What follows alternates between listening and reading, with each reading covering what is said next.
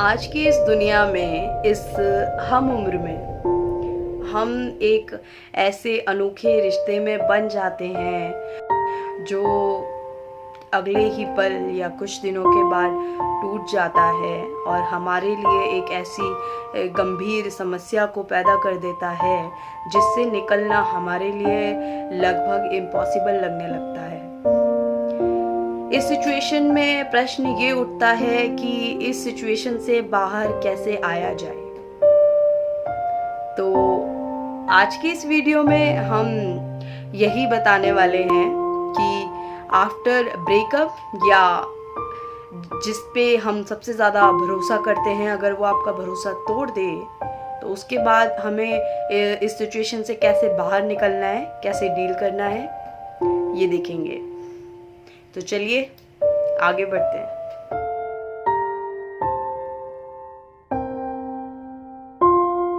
कोई और तो आगे बढ़ चुका है, क्या हमारा वहीं पर रहकर उसका इंतज़ार करना इन दूरियों को ख़त्म कर सकता है?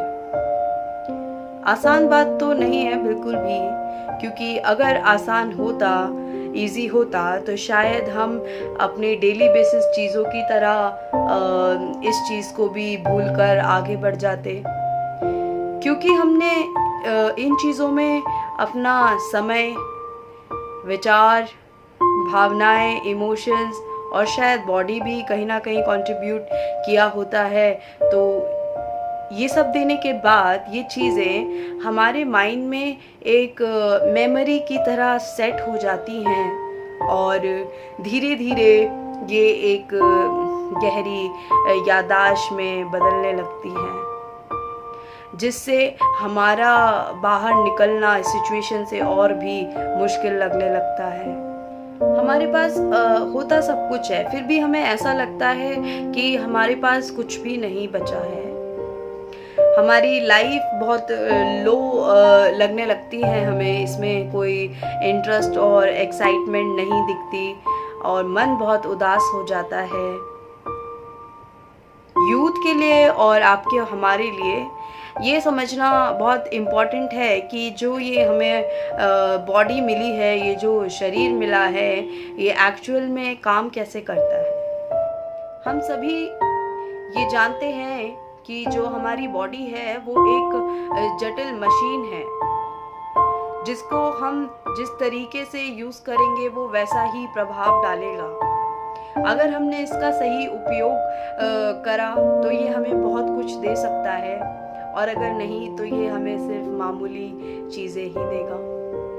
चलिए इस चीज़ को एक छोटे से एग्जाम्पल की तरह समझते हैं। चलिए मान लीजिए मुझे किसी ने एक एप्पल का आईफोन या एक ऐसा फ़ोन, ऐसा मोबाइल गिफ्ट किया जिसकी बॉडी बहुत स्लिम है और थिक है, थिन है, जो कि मुझे जो समझ में आता है कि वो एक चाकू की धार के जैसी है, और मैं उसे घर पे ले जाकर उस मोबाइल फ़ोन से खीरे काटने लग जाऊं।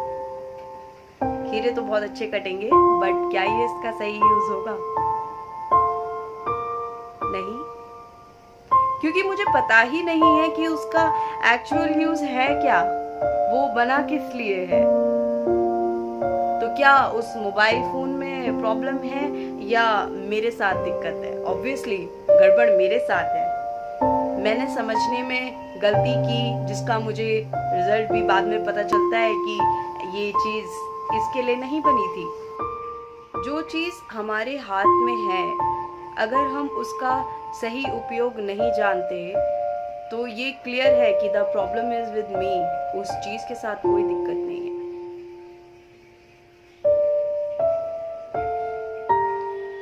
किसी भी चीज़ को छूने से पहले या उसमें इन्वॉल्व होने से पहले हमें ये जान लेना चाहिए कि हमें उसमें कितना पार्टिसिपेट करना है या उस चीज़ को कहाँ तक ले जाना है, और ये भी देखना चाहिए कि उसके हमारे जीवन पर कैसे प्रभाव पड़ेंगे। क्या वो हमारे जीवन के लिए एक अच्छा काम करेगा या वो हमारे जीवन के लिए एक बुरा काम करेगा। हमें सोचना चाहिए कि उस चीज़ को हमें अपनी लाइफ में किस तरह से एंट्री देनी है, और अगर हम ऐसा नहीं कर पाते हैं तो हमारी लाइफ बहुत लो हो जाएगी और अच्छे रिजल्ट्स नहीं मिलेंगे।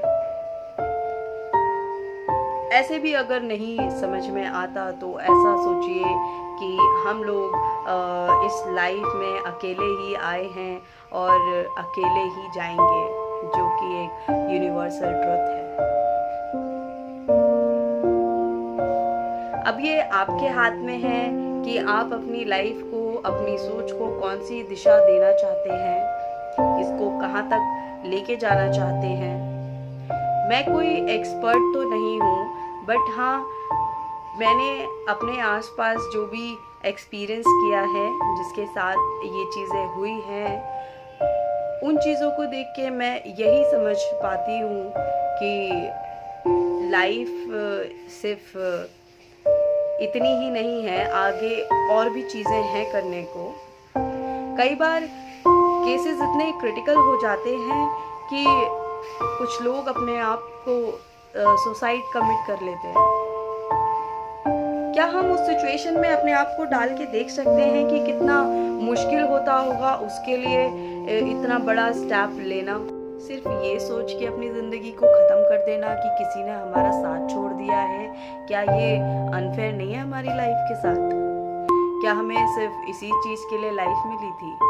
हम सबका कुछ ना कुछ एम होता है लाइफ में, बट अगर हम एम को ही गलत चुन लें तो रास्ते भी उसी एम के लिए गलत ही होंगे और डिसीजन जो बनेंगे वो भी गलत ही होंगे। तो मेक श्योर कि आप अपने एम को सही रखिए, अपने डिसीजन को सही रखिए। और ज़िंदगी बहुत छोटी है और ज़िंदगी में कई ऑप्शंस भी होते हैं, इसको ऐसे ही मत जाने दीजिए। उठिए, अपनी आंखें खोलिए, ज़िंदगी के हर मोड़ पे एक कोई ना कोई नया रास्ता आपका इंतज़ार कर रहा है। आप और हम हर मोड़ पे ज़िंदगी को एक नई उम्मीद देने की ताकत रखते हैं। तो इसी के साथ मैं अपनी वीडियो को एंड करना चाहूँगी और एक छोटी सी शायरी डेडिकेट करना चाहूँगी। आई होप आप सबको पसंद आएगी कि ज़िंदगी की असली उड़ान तो अभी बाकी है, ज़िंदगी के कई इम्तिहान अभी बाकी हैं। अभी तो नापी है ज़मीन हमने मुसाफिर, आगे बहुत सा सफ़र अभी बाकी है। तो थैंक यू। आई होप मेरी ये वीडियो उन लोगों को बहुत हेल्प करेगी जो इन सब चीज़ों के थ्रू जा रहे हैं। एंड आप इस वीडियो को ज़्यादा से ज़्यादा अपने उन फ्रेंड्स के साथ शेयर कर सकते हैं जो बहुत सेंसिटिव होते हैं, बहुत इमोशनल होते हैं। एंड अच्छा लगा वीडियो तो प्लीज़ मेरे चैनल को सब्सक्राइब कीजिए, लाइक कीजिए। And till then, bye bye and wait for the next video.